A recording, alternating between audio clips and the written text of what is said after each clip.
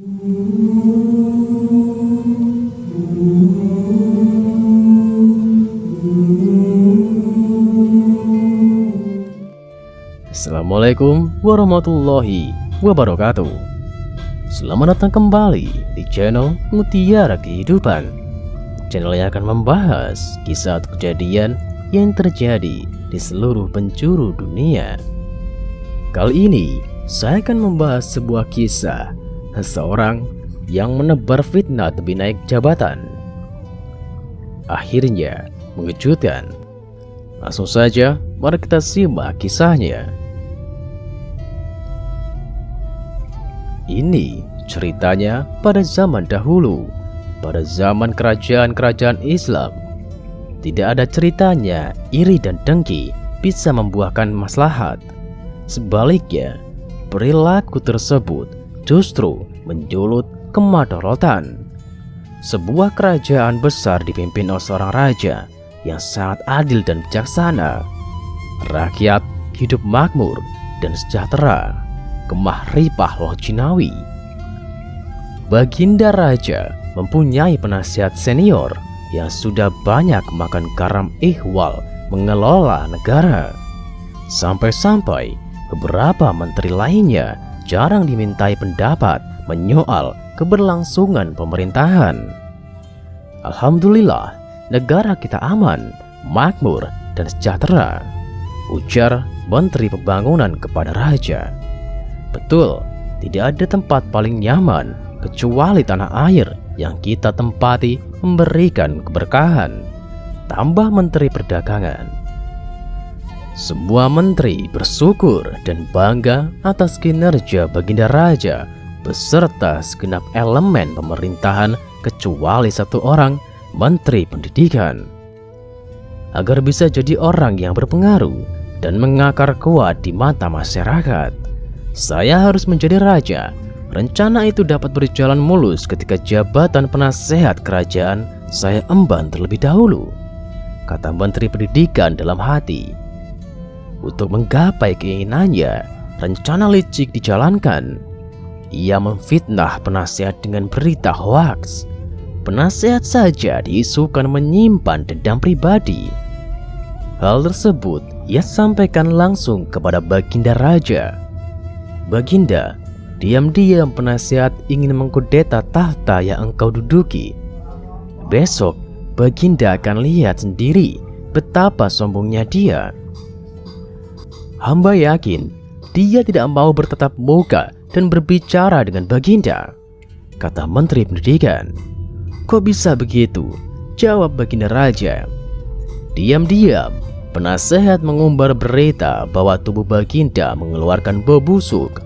Penyakit aneh ini bisa menular lewat mulut ketika si penderita ngobrol tatap muka dengan lawan bicaranya. Baginda Raja manggut-manggut mengiyakan. Kalau begitu, akan kubuktikan sendiri benar tidaknya laporan tersebut. Jika memang terbukti, maka Algojo akan mengeksekusinya dengan hukuman pancung, ucap raja dalam hati. Prajurit, panggil penasehat. Ada tugas yang ingin aku sampaikan kepadanya, perintah raja. Siap Baginda, jawab prajurit dengan tegas. Prajurit utusan telah sampai di kediaman penasehat dan menyampaikan perintah dari Baginda. Setelah utusan raja kembali, penasehat bersiap-siap menuju istana. Di tengah perjalanan, ia dicegat oleh Menteri Pendidikan sambil berkata, "Ayo, mampir ke rumah, lagi ada hajatan. Istriku masak banyak makanan." Tak mungkin menolak. Ia mampir lalu menyantap hidangan dengan lahap. Begitu selesai, penasehat sadar bahwa aneka macam hidangan disajikan dengan bumbu yang menimbulkan bau tak sedap di mulut. Ia berpikir keras, jangan sampai tercium oleh Baginda ketika sampai di istana. Apa yang dikatakan oleh Menteri Pendidikan terbukti valid. Begitu berdekatan dengan Baginda, ia berusaha agar tidak terlalu berdekatan juga menghindar untuk bertatapan langsung. Pembahasan yang sebenarnya harus dilakukan dengan sungguh-sungguh dan detail harus terkendala sebab tingkah si penasehat. Baginda Raja Muntab Tapi ia pandai menyembunyikan amarahnya sambil menulis lembar surat yang berisi hukuman pancung bagi yang membawanya, lalu menyerahkan kepada penasehat. Bawa dan antarkan surat ini ke alamat yang dituju. Perintah Baginda Raja kepada penasehat dengan menyodorkan maaf.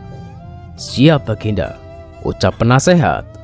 Bergegas ia pergi ke alamat yang sesuai dengan kop surat. Sampainya di tengah jalan, ia berpapasan lagi dengan Menteri Pendidikan. Mampus kau, tak lama lagi pesaing terberatku akan lenyap, ucapnya dalam hati.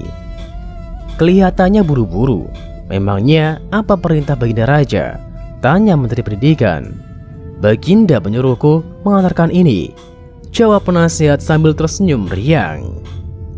Sebenarnya Menteri Pendidikan bingung, namun ia pandai menyembunyikan ekspresi mimik mukanya. Gimana Baginda ini? Bukannya dihukum, pesaingku malah diberi hadiah. Aku tidak bisa tinggal diam. Tugas ini akan kuambil, ucap Menteri Pendidikan dalam hati. Tanpa pikir panjang, ia merebut map dari tangan penasehat. Biar saya antar. Nampaknya engkau keletihan. Izinkan aku membantu meringankan tugasmu, ucap Menteri Pendidikan. Merasa capek dan letih, penasehat tidak menolak, malah berterima kasih banyak. Ia bergegas pulang, lalu beristirahat. Setelah sampai di alamat yang dituju, terjadilah apa yang harus terjadi. Segera Algojo memancung si pembawa surat.